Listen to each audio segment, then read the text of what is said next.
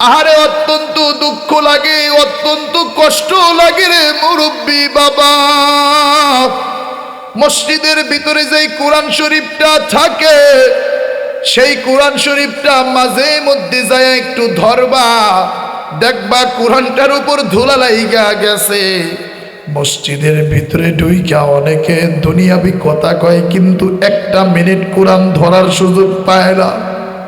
অথচ অনেক মুরব্বীরা কয়, হুজুর আমি তো কোরআন পড়তে পারি না। না বাবা, তুমি কোরআন পড়তে পারো না, কিন্তু কোরআন তো ধরতে পারো।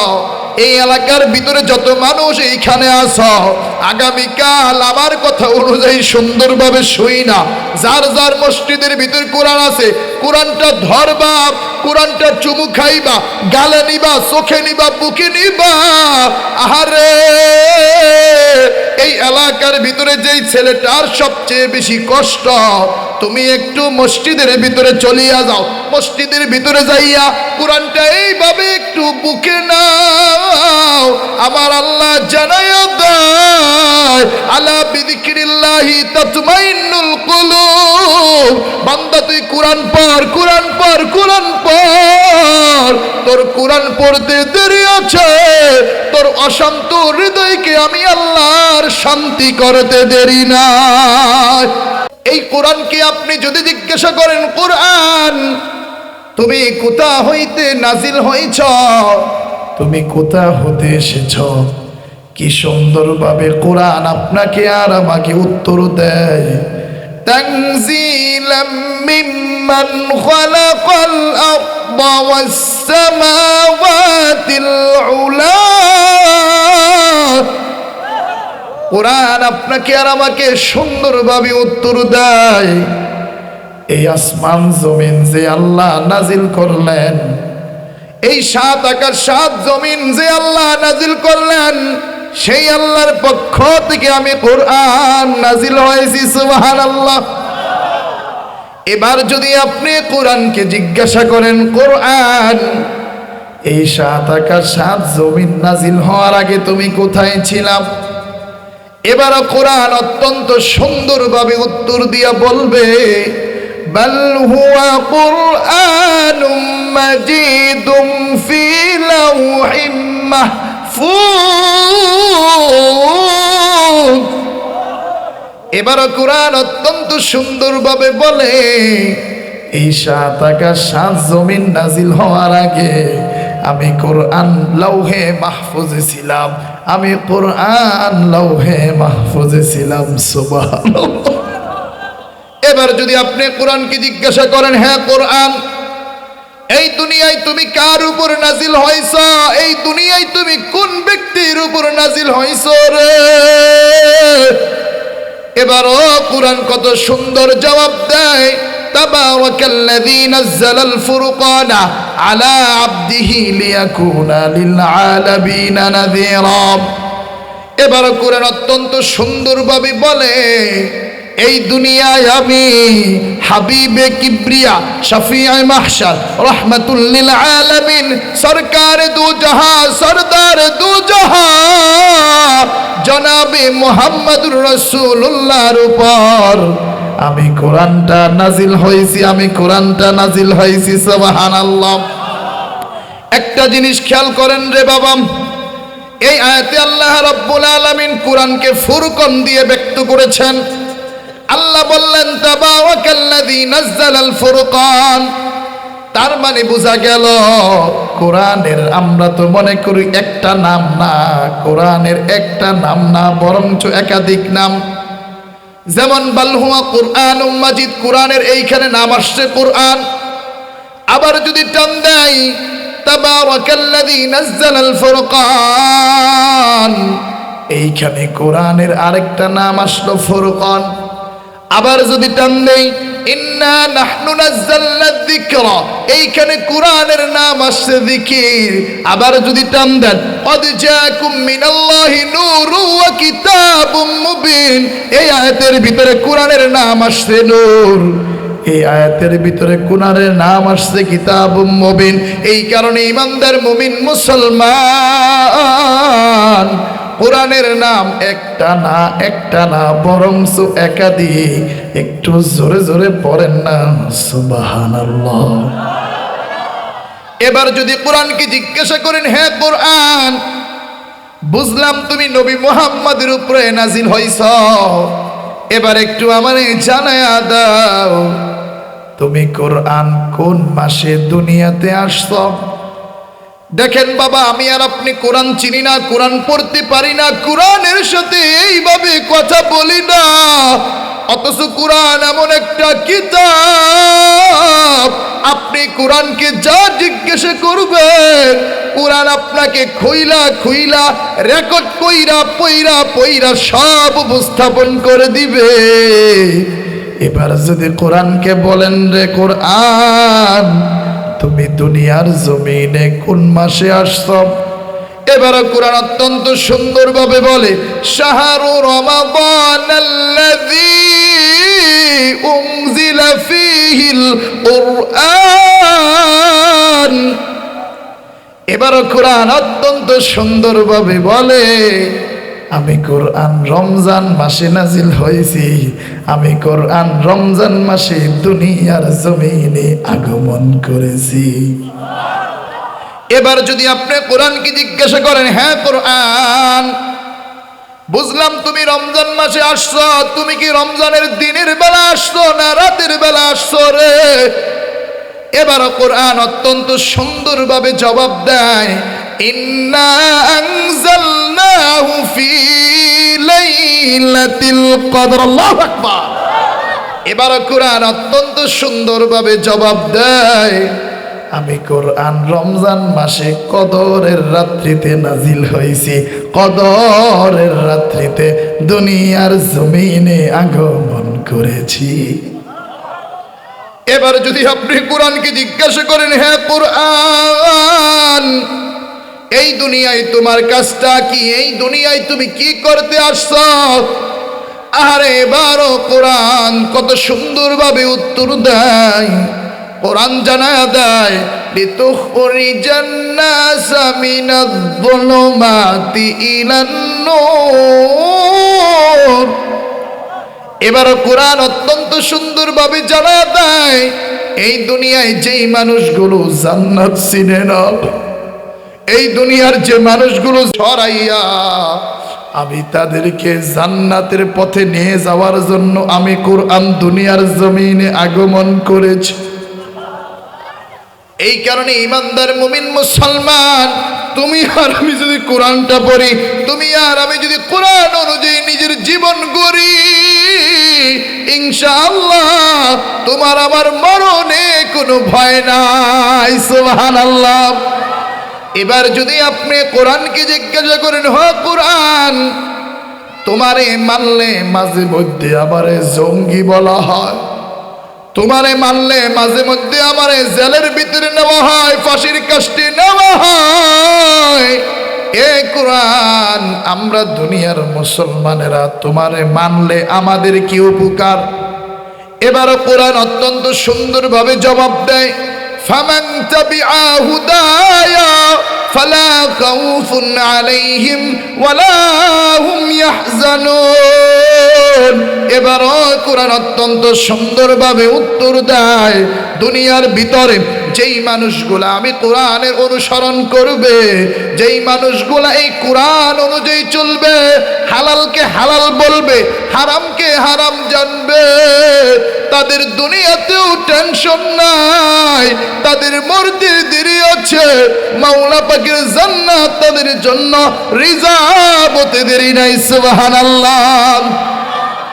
দেখলেন রে বাবা, এতদিন যেই কোরআনকে চিনলেন না, আমি মাত্র 5 মিনিটে আপনাদেরকে কোরআনের সাথে পরিচয় করাইয়া দিলাম। একটু জোরে জোরে পড়েন না আল্লাহু আকবার। কোরআন পড়লে কি ফজিলত! আহারে অত্যন্ত দুঃখ লাগে, অত্যন্ত কষ্ট লাগে রে মুরব্বী বাবা। মসজিদের ভিতরে যেই কোরআন শরীফটা থাকে, সেই কোরআন শরীফটা মাঝে মধ্যে যায় একটু ধরবা, দেখবা কোরআনটার উপর ধুলা লাইগা গেছে। মসজিদের ভিতরে ঢুইকা অনেকে দুনিয়াবি কথা কয়, কিন্তু একটা মিনিট কোরআন ধরার সুযোগ পায় না। অথচ অনেক মুরব্বীরা কয়, হুজুর আমি তো কোরআন পড়তে পারি না। না বাবা, তুমি কোরআন পড়তে পারো না, কিন্তু কোরআন তো ধরতে পারো। এই এলাকার ভিতরে যত মানুষ এইখানে আসো, আগামীকাল আমার কথা অনুযায়ী সুন্দরভাবে শুই না, যার যার মসজিদের ভিতর কোরআন আছে, কোরআনটা ধরবা, কোরআনটা চুমু খাইবা, গালে নিবা, চোখে নিবা, বুকে নিবা। আহারে, এই এলাকার ভিতরে যেই ছেলেটার সবচেয়ে বেশি কষ্ট, তুমি একটু মসজিদের ভিতরে চলিয়া যাও, মসজিদের ভিতরে যাইয়া কোরআনটা এইভাবে একটু বুকে নাও। আমার আল্লাহ জানাইয়া দেয়, আলা বিযিকরিল্লাহি তাতমাইন্নুল কুলুব। বান্দা তুই কোরআন পড়, কোরআন পড়, কোরআন পড়। তোর কোরআন পড়তে দেরি আছে, তোর অশান্ত হৃদয়কে আমি আল্লাহর শান্তি করতে দেরি না। এই কারণে বাবা, আগামীকাল থেকে একটু কোরআন ধরা যাবে না। কোরআনটা যদি পড়তে নাও পারেন, এইভাবে কোরআনটা খুলে খুলে এইভাবে একটু আঙুল লাগাইবেন, চুমু খাবেন, বুকে লাগাইবেন, গালে লাগাইবেন, সোয়াব দিবেন কে? আরে অত্যন্ত খারাপ লাগে। প্রায় মসজিদে, অনেক মসজিদে তো আল্লাহ প্রতিদিন তো বিভিন্ন জায়গায় নিতেছে, মসজিদের কোরআনগুলো ধুলোয় ধূসরিত হয়ে যাচ্ছে, কেউ একটু ধরার না, মোছার না। অথচ একজন আলেম যখন কথা বলে, দুনিয়াতে বুঝার কত লোক নাই, কয় হুজুর কি কয় সবই তো জানা, ইমাম কি কয় সবই তো জানা। ইমাম যদি 2টা মিনিট আজান দিতে দেরি করে, ইমাম যদি একটু ভুল করে, ইমাম রে বিভিন্ন কথা শুনাইতে ওই মানুষটার আর দেরি লাগে না, ঠিক কি? আপনাদের এলাকায় নাই, কিন্তু বাংলাদেশের বহুত জায়গার চিত্র এমন, যেই জিনিস ঘরের ভিতরে স্ত্রীর কাছে চলে না, সেও যায় ইমামরে ধমক দেয়। মসজিদের ঘড়িটা বাঁকা কেন? আজানটা 2 মিনিট পর কেন? এসির রিমোটটা ঠিক মতো রাখেন নাই কেন? ঠিক কিনা মুসলমান? কষ্ট পায় না বাবা। আজকে মারা যাবেন, আমি আপনার সন্তান, আপনার জন্য 2 দিন কান্না করব, 3 দিনের দিন ফজরের সময় আর উঠবো না, আর উঠবো না। কিন্তু যে ইমামরে ধমক দেন, যে ইমামরে গালি দেন, যে ইমামরে অল্প টাকার আমরা বেতন পাই দেখে আমাদেরকে কটূক্তি করেন, আমরা ইমামরাই ঠান্ডা পানি দিয়ে ওযু কইরা তাহাজ্জুদের সময় 2 রাকাত নামাজ পড়ে আল্লাহর কাছে দোয়া করি, আল্লাহ এলাকার হাওলাদার কাকারে মাফ করে দাও, অমুক চাচারে মাফ করে দাও, আমার খান চাচারে মাফ করে দাও, আমার চৌধুরী চাচারে মাফ করে দাও। আল্লাহ চাচায় থাকতে কতবার মসজিদে দেখা হইতো, আল্লাহ তারে মাফ করে দাও। এ কারণে যুবক ভাইরা, মুরব্বী বাবারা, ইমাম আল ইমাম আল্লাযী ইউতাম্মু বিহি, ইমাম মানে যার অনুসরণ করা হয়, ইমামদেরকে সম্মান করব, হাদিয়া দিব, ভালো মন্দ খাওয়াইব, ইমামদের সাথে সম্পর্ক রাখবো। মরলে দেখবে দোয়া করার অভাব হবে না ইনশাআল্লাহ। এই শরীয়তপুরের, মাদারীপুরের মানুষের অভাব আল্লাহ খুব কম দিছে, কিন্তু দুনিয়ার ভিতরে মইরা যাওয়ার পরে দোয়া করার মানুষ আমাদের খুব অভাব। এ কারণে এমন কিছু বন্ধু বানাইবেন যারা নিশ্চিতভাবে মইরা গেলে আমার আপনার মরণের পরে আমার জন্য একটু কান্না করবে, কবরটা জিয়ারত করবে, কবরটা পরিষ্কার করবে। এই কারণে ইমানদার মুমিন মুসলমান কোরআনকে বন্ধু বানান, আহলুল্লাহকে বন্ধু বানান, আহলুল কোরআনকে বন্ধু বানান, হুফাজদেরকে বন্ধু বানান, ইমামদেরকে বন্ধু বানান, আলেমদেরকে বন্ধু বানান। বরকত দিয়া দিবেন একজন, তিনি কে? এবার আসেন ইমানদার মুমিন মুসলমান এই কোরআন পড়ার ফজিলত কি? মায়ার নবী, দয়াল নবী হাদিসে বলেন, মান ক্বারা হারফাম মিন কিতাবিল্লাহ ফালাহু বিহি হাসানাহ ওয়াল হাসানাতু বিআশরি আমসালিহা লা আকুলু আলিফ লাম মিম হারফুন ওয়ালাকিন আলিফুন হারফুন ওয়া লামুন হারফুন ওয়া মিমুন হারফুন। মায়ার নবী হাদিসে বলেন, দুনিয়ার ভিতরে যেই বান্দা বান্দি একবার কোরআনের একটা হরফ তেলাওয়াত করে, আল্লাহ রব্বুল আলামিন তারা বললা ভাই 10টার থেকে অধিক সওয়াব দিয়া দেন, 10টার থেকে অধিক নেকি দিয়া দেন। সুবহানাল্লাহ। এরপরে নবী জানায়া দেন, উদাহরণস্বরূপ আলিফ লাম মিম এটা একটা হরফ নয়, বরঞ্চ আলিফ একটা হরফ, লাম একটা হরফ, মিম একটা হরফ। এই কথার অর্থ হইল দুনিয়ার ভিতরে যদি কোনো নরনারী, দুনিয়ার ভিতরে যদি কোনো বান্দা বান্দি একবার আলিফ লাম মিম তেলাওয়াত করে, আল্লাহ রব্বুল আলামিন তার আমলনামায় সাথে সাথে 30টা থেকে অধিক সওয়াব দিয়া দেয়। সুবহানাল্লাহ। সবাই পড়ি আলিফ লাম মিম, সাথে সাথে আমার আপনার অ্যাকাউন্টে 30টা নেকি চলে আসছে। সুবহানাল্লাহ। শুধু তাই নয়, ইমানদার মুমিন মুসলমান, মায়ের নবী আরো জানাইয়া দেন, ইন্নাল্লাযী লাইসা ফী জাওফিহি শাইউম মিনাল কুরআন কাল বাইতিল খরিব। মায়ার নবী বলেন, যেই ঘরের ভিতরে কোরআন তেলাওয়াত করা হয় না, যেই অন্তরের ভিতরে কোরআনের কোনো অংশ নাই, নবী বলেন সেই অন্তরটা হলো ভূতের অন্তর, সেই অন্তরটা হলো শয়তানের অন্তর, সেই অন্তরটা হলো শয়তানের ঘর। এ বাবা, এলাকার ভিতরে যদি এমন একটা ঘর থাকে যেই ঘরে 10 বছর 15 বছর কোনো মানুষ থাকে না, দেখবেন সেই উঠান দিয়ে এলাকার কোনো সন্তান যায় না, সেই ঘরের ভিতরে যেমনি ভাবে কোনো আলো বাতাস ঢুকে না। মায়ার নবী জানাইয়া দেন, যেই অন্তরটা কোরআন শূন্য, যেই ঘরটা কোরআন শূন্য, সেই অন্তরের ভিতরে, সেই ঘরের ভিতরে আল্লাহর রহমতের আলো ঢুকে না, আল্লাহর বরকতের বাতাস ঢুকে না। আরে আমরা যখন ছোট ছিলাম, ফজরের সময় প্রত্যেকটা ঘর থেকে আমাদের দাদিরা নারীরা কত সুন্দরভাবে ইয়াসিন তেলাওয়াত করত। আর আমরা যুবক যুবতীরা এখন এমন, আমাদের সকালটা হয় 10টা বাজে, ঠিক কিনা মুসলমান? এখন আর আগের মতো কোরআন তেলাওয়াত ঘর থেকে বের হয় না। স্বামী যদি বলে তুমি সুন্দরভাবে কোরআন তেলাওয়াত করো, দেখা যায় স্বামীর সাথে তর্ক করার মতো মানুষ, স্ত্রী এই দুনিয়ায় অভাব হয় না, ঠিক কিনা? শুধু তাই নয় রে ইমানদার মুমিন মুসলমান, এই কোরআন আমাদের কেমন উপকার করবেন। মায়ের নবী, দয়াল নবী আরো জানাইয়া দেন, কি বলবে? এই আধুনিক যুগে কোরআনের আইন চলে না। যারা বলবে এই আধুনিক যুগে কোরআনের নিয়ম এখন আর চলে না, নবী জানাইয়া দেন, সাকাতাহু ইলান নার, তাদের ঠিকানা হলো জাহান্নাম, তাদের ঠিকানা হলো জাহান্নাম। এই কারণে ইমানদার মুমিন মুসলমান কোরআনকে সামনে রাইখা নিজেদের জীবন পরিচালিত করবো তো ইনশাআল্লাহ।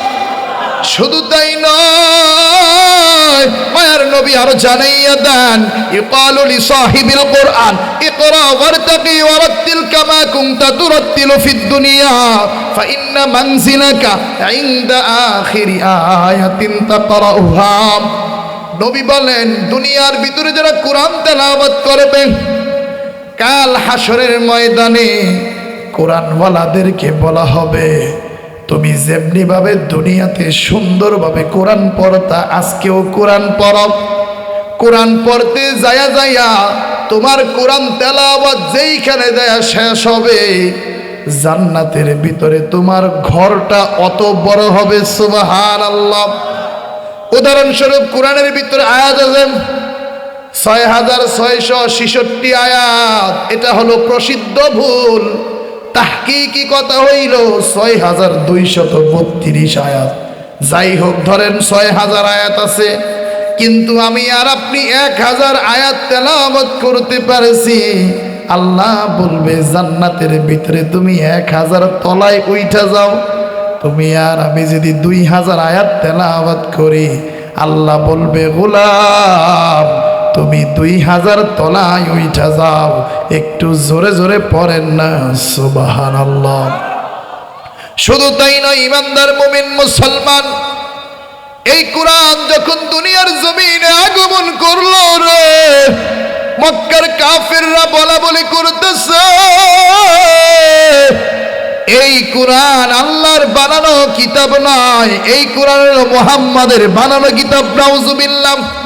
কাফেররা বলা বলি করতেছে লা তাসমাউ লিহাদাল কুরআন, তোমরা এই কোরআন শুনবা না, তোমরা এই কোরআন শুনবা না। যখনই তারা বলা বলি করলো এই কোরআন নবী মুহাম্মাদের বানানো, আল্লাহর পক্ষ থেকে 4টা চ্যালেঞ্জ চলে আসলো। মুসলমানের আওয়াজ দিয়া বলেন কয়টা চ্যালেঞ্জ?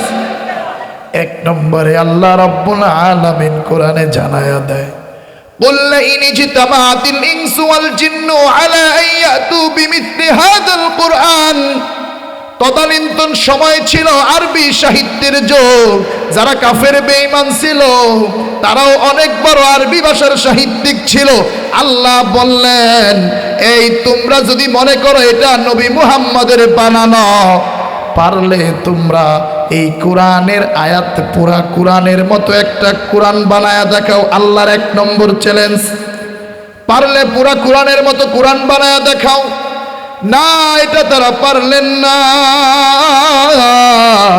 কোরআনের মতো কোরআন কাফেররা আনতে পারলো না। এবার আল্লাহর পক্ষ থেকে 2 নম্বর চ্যালেঞ্জ, কোরআনের মতো যদি কোরআন না আনতে পারো কুল ফাতু বিআশরি সুওয়ারিন মিন মিসলিহি মুফতারায়াত। এবার আল্লাহ রাব্বুল আলামিন 2 নম্বর চ্যালেঞ্জ জানায়া দিলেন কোরআনের মতো যদি একটা কোরআন আনতে না পারো রে, তাহলে কোরআনের সূরার মতো 10টা সূরা আইনা দেখাও। এরে বাবা, কাফেররা কি কোরআনের মতো সূরা আনতে পারছিল নি?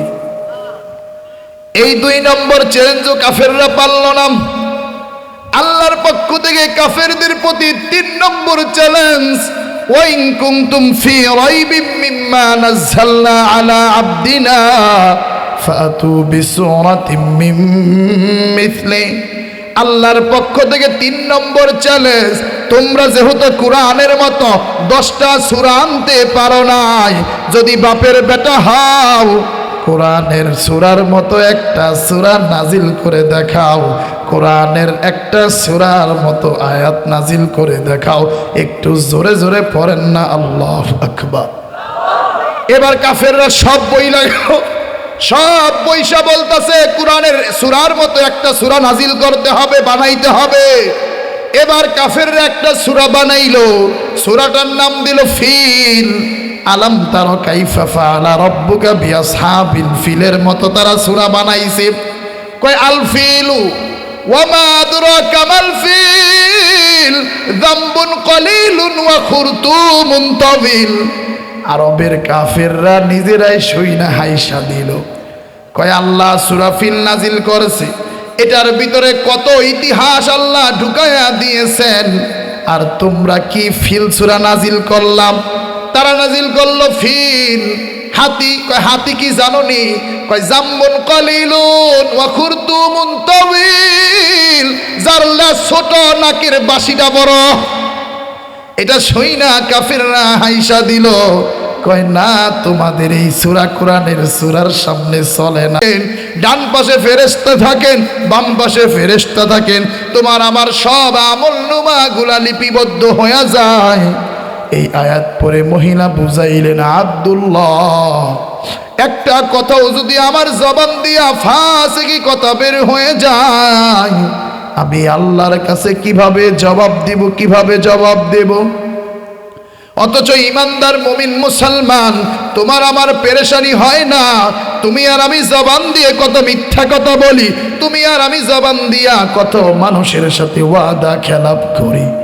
বর্তমানে একটা ওয়াদা খেলাফের কথা একটু বলি। বর্তমানে সবচাইতে বড় বোকামি হলো মানুষের টাকা হাওলাত দেওয়া। ঠিক কিনা মুসলমান? মনে করেন বন্ধু আমার 2 দিনের লেগে 10,000 টাকা দাও, আমি 2 দিন পরেই তোমারে দিয়া দিব। আহারে, কত অনুনয় বিনয় করে টাকা নেয়। শোনেন, টাকা হাওলাত দিলে সম্পর্ক নষ্ট হয় না, বরঞ্চ হাওলাদের টাকা চাইতে গেলে সম্পর্ক নষ্ট হয়। তো ঠিকের আওয়াজটা তো আসতে যায়। আহারে, 2 দিন পরে বন্ধুর মোবাইলে যখন রিং হয়, ওই পাশ থেকে ফোন ওঠে না, 2 দিন কল ঢুকে, 3 দিন কল ঢুকে, 4 দিনের দিন বলে এই মুহূর্তে আপনার ফোনটি বিজি আছে, তার মানে আপনার আমার নাম্বারটা ব্ল্যাক লিস্টে ফালায় রাখে। ঠিক কিনা মুসলমান? এরপরে যদি হঠাৎ দেখা হয়, কয় বন্ধু এই সমস্যা আসিলাম, ওই সমস্যা আসিলাম, বউ অসুস্থ, পুরা অসুস্থ, 14 গোষ্ঠী অসুস্থ, ওই 3000 তো দিতেই পারি নাই, আরো 3000 দাও, পরে একসাথে 6000 মিল্লা দিবনে। ঠিক কিনা মুসলমান? আরে জবানের কোনো ঠিক নাই, বরঞ্চ মুসলমানের হওয়া উচিত ছিল ইন্নাল মুসলিমা লা ইয়াকযিবু আবাদা, মুসলমান কখনো মিথ্যা কথা বলতে পারে না। আমাদের উচিত ছিল মুসলমান, আমাদের উচিত ছিল আমরা মানুষ, আমরা সম্মানিত মানুষ, এক জবানের মানুষ হব, কথাই যেমন হব কাজেও তেমন হব। ঠিক কিনা? কারণ রে বাবা, আমাদের যদি মাথার ভিতরে এই পেরেশানি থাকতো, আমি যা বলি সব কিন্তু রেকর্ড হয়ে যায়, রেকর্ড হয়ে যায়। কাল হাসরের ময়দানে আমি যখন আমার আমল নামা দেখব, পাগল পারা হয়ে যাব। আমি বলবো মা লিহাদাল কিতাব লা ইউগাদিরু সাগীরাতান ওয়ালা কাবীরাতান ইল্লা আহসাহা। এ আবার কেমন আমল নামা? আমার ছোট গুনাহও লাগছে, বড় গুনাহও লাগছে, হাতেরটাও লাগছে, পায়েরটাও লাগছে, চোখেরটাও লাগছে, কানেরটাও লাগছে, সব লাগছে। এ কেমন আমল নামা? আল্লাহু আকবার। এই কারণে মহিলা জানায় দিলেন, আব্দুল্লাহ আমি অত্যন্ত সাবধানের সহিত কথা বলি, সতর্কতার সহিত কথা বলি। আব্দুল্লাহ ইবনুল মুবারক আরো বেশি আশ্চর্যান্বিত হয়ে গেলেন।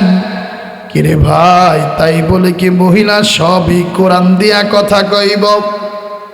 এবার মহিলারা জিজ্ঞেস করলেন, মা গো, আমার সাথে উট আছে, চলেন আপনাকে ড্রাইভ করে আপনার কাফেলার সাথে দলের সাথে দিয়ে আসি। আমি আর আপনি হইলে বলতাম হ্যাঁ ভাই চলো চলো চলো চলো, আমার একটু দিয়ে আসো। মহিলা এবারও স্বাভাবিক কোনো কথা বলেন না। এবারও মহিলা অত্যন্ত সুন্দরভাবে কোরআনের আয়াত তেলাওয়াত করেন, ওয়ামা তাফআলু মিন খাইরি ইয়ালামুল্লাহ। এই আয়াত পরে মহিলা বুঝাইলেন, আব্দুল্লাহ তুমি যদি কোনো মানুষের উপকার করো, সেই সওয়াবটা কেউ দেয় না, সেই সওয়াবটা দেয় আল্লাহ। এবার আব্দুল্লাহ ইবনুল মুবারক উট বসাইছেন, সুন্দর করে উঠতে যাবে, হঠাৎ করে মহিলা পইরা গেলেন। আমি আর আপনি হোঁচট খেয়ে পইরা গেলে কই ওরে বাবা, ওরে মা, না, মহিলা এবারও এই ধরনের কোনো শব্দ উচ্চারণ করেন না। মহিলা যখন হোঁচট খায়া পইরা গেলেন, মহিলা কোরআনের আয়াত তেলাওয়াত করলেন, ওয়ামা আসাবাকুম মিন মুসিবাতিন ফাবিমা কাসাবাত আইদিকুম। মহিলা এই আয়াত পড়ে বুঝাইলেন, আব্দুল্লাহ আমি যে এইখানে হোঁচট খায়া পইরা গেলাম, হয়তোবা আমার মাওলা পাক আমার প্রতি আমার কোনো গুনাহের কারণে অসন্তুষ্ট হয়ে গেছে, এই কারণে আমারে সতর্ক করে দিলেন। এবার সুন্দরভাবে মহিলা উঠতে যাইবে, ওঠার আগে পর্দা সংক্রান্ত আয়াত তেলাওয়াত করে, কুল্লিল মুমিনিনা ইয়াগুদ্দু মিন আবসারিহিম ওয়া ইয়াহফাযু ফুরুজাহুম। এই আয়াত পরে মহিলা বুঝাইলেন, আব্দুল্লাহ তুমি হয়তোবা আমার ছেলের বয়সী, কিন্তু তুমি যেহেতু আমার গায়রে মাহরাম, এই সফরের পথে একটা বারের জন্য আমার দিকে তাকাইবা না।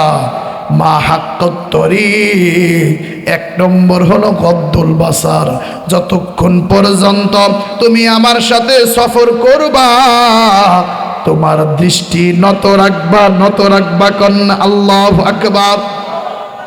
আব্দুল্লাহ ইবনুল মুবারক কয়, মহিলা এত পেশাল পারেকে সব ইদি কোরআন দিয়া কয়, কোনো স্বাভাবিক কোনো কেন কথা কয় না। এবার মহিলা সুন্দরভাবে উঠলেন, বাহনে উঠার দোয়া মহিলা ওইটা পড়তেছেন, সুবহানাল্লাযী সাখখারা লানা হাযা ওয়া মা কুন্না লাহু মুকরিনিন ওয়া ইন্না ইলা রাব্বিনা লামুনকালিবুন। মহিলা অত্যন্ত সুন্দরভাবে তেলাওয়াত করলেন। ও আমার যুবক ভাইরা, তুমি আর আমি যখন বাসে উঠব, তুমি আর আমি যখন রিকশা ভ্যানে বাইকে উঠব, তুমি আর আমি এই দোয়াটা পড়ব, সুবহানাল্লাযী সাখখারা লানা হাযা ওয়া মা কুন্না লাহু মুকরিনিন ওয়া ইন্না ইলা রাব্বিনা লামুনকালিবুন ইনশাআল্লাহ। আরে আমরা তো দোয়া পড়তে জানি না, যার কারণে আমরা এই অ্যাক্সিডেন্ট সেই অ্যাক্সিডেন্ট বর্তমানে বেশি হয়। আমাদের উচিত হবে আমরা যখনই বাহনে উঠবো আমরা পড়ব, সবাই আমার সাথে পড়েন, পড়াইয়া দেই। কারণ এমনও হতে পারে অনেক মানুষ উচ্চারণ হয় না। আমরা যখন দাওয়াত ও তাবলীগের মেহনতে যাই, এমন ময় মুরব্বীদেরকে আমরা পাই, দেখা যায় কোরআনের শব্দগুলো উচ্চারণ না করতে না করতে দীর্ঘদিন মুখ দিয়া উচ্চারণ করাটাই কঠিন হয়ে যায়, ঠিক কিনা? এই কারণে আগে উচ্চারণ করাইতে হবে, সুন্দরভাবে পড়াইতে হবে। আলিফ আলিফ আলিফ আলিফ বা বা বা, দেখবেন একবার দুইবার উচ্চারণ করব জবানে, এরপর থেকে সহজ করে দিবেন একজন মালিক, তিনি কি? সবাই পড়েন সুবহানাল্লাযী সাখখারা লানা হাযা ওয়া মা কুন্না লাহু মুকরিনিন ওয়া ইন্না ইলা রাব্বিনা লামুনকালিবুন। মুরব্বীরা কষ্ট পাইতেছে, আমি নলে আমাকে পুতে খালি আমাকে সুবহানাল্লাহ পড়ায়, আলহামদুলিল্লাহ পড়ায়, আল্লাহু আকবার পড়ায়। বাবারে, যে কোনো জিনিসের ফজিলত জানলে সেটা করার জন্য আমরা পাগল পারা হয়ে যায়, ঠিক কিনা? মায়ার নবী দয়াল নবী বলেন, সুবহানাল্লাহ ওয়ালহামদুলিল্লাহি তামলাআনিল মিজান। নবী জানাই দেয়, যারা দুনিয়ার ভিতরে একবার সুবহানাল্লাহ পড়ে, একবার আলহামদুলিল্লাহ পড়ে, আল্লাহ রাব্বুল আলামিন তাদের মিজানের পাল্লাটাকে নেক দিয়া পরিপূর্ণ করিয়া দেয়। অপর রিওয়ায়াতে আসছে, আসমান জমিনের ভিতরে যত খালি জায়গা আছে, একবার সুবহানাল্লাহ একবার আলহামদুলিল্লাহ সকল খালি জায়গাগুলো পূরণ করিয়া দেয়। এই কারণে সকলে জোরে পড়েন না সুবহানাল্লাহ, পড়েন না আলহামদুলিল্লাহ, পড়েন না আল্লাহু আকবার। আবার যদি কেউ অসুস্থ থাকেন, আপনার পড়া লাগবে না, ওই জহুরুল ইসলাম সিটি আফতাবনগর বনশ্রীতে জুমা পড়াইতেছি, এখন কইছি সুবহানাল্লাহ কর। এক মুরব্বী বাড়িওয়ালা কইতেছে, বাপরে আমারও তো কইবার মন চায়, কিন্তু কইতে গেলে তো বুকটার ভিতরে দরফর করে উঠে, ব্যথা পাই ব্যথা পাই। আমি কই, বাপ তোমার কহন লাগবো না, আমরা যুবকরা এত জোরে সুবহানাল্লাহ কই, আলহামদুলিল্লাহ কই, তোমার পক্ষ থেকে কাজা কাফারা সব আদায় হয়ে যাবে। এই কারণে যুবকরা একটু জোরে আওয়াজ দিয়া পড়েন না আল্লাহু আকবার, সুবহানাল্লাহ, লিল্লাহি তাকবীর, নারায়ে তাকবীর। কোরআন সুন্নাহর আলো, আজকে থেকে স্লোগান হবে দিলে দিলে জ্বালো। কারণ কোরআন সুন্নাহর আলো ঘরে ঘরে জ্বালাইতে যায় দেখি বাংলাদেশের বিভিন্ন অঞ্চল থেকে, বিভিন্ন গুরুত্বপূর্ণ জায়গা থেকে আমার কোরআন বিরোধী কথা বের হয়, আমার রসুলের শানে মানের বিপক্ষে কথা বলা হয়, আমার আজানের বিরুদ্ধে কথা বলা হয়, আমার দাড়ি টুপির বিপক্ষে কথা বলা হয়, ঠিক কিনা মুসলমান? এ কারণে আজকে থেকে স্লোগান হবে কোরআন সুন্নাহর আলো, দিলে দিলে জালো। এই দিল যদি এই সুজলা সুফলা পরিপাটি লাল সবুজের সোনার বাংলা পেরিয়ে ওই ইউরোপ আমেরিকাও যায়, এই দিল থেকে একটাই স্লোগান বের হবে, লা ইলাহা ইল্লাল্লাহ মুহাম্মাদুর রাসূলুল্লাহ। এই দিল থেকে একটাই স্লোগান বের হবে, নারায়ে তাকবীর। কোরআন সুন্নাহর আলো, দিলে দিলে জালো, নারায়ে তাকবীর। আজকে হলো ইসলাহি মাহফিল। ইসলাহি মাহফিল মানে কি? সংশোধনীয় মাহফিল। এ কারণে সব সংশোধনীয় করাই দিতে হবে, সব ধরনের ইসলাহ হতে হবে, বরকত দিয়া দিবেন একজন, তিনি কি?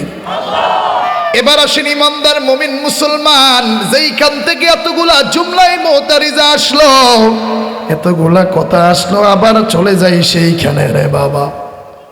এবার সুন্দরভাবে মহিলা উঠে গেছে, আব্দুল্লাহ ইবনুল মুবারকের সাথে সফর করতেছে।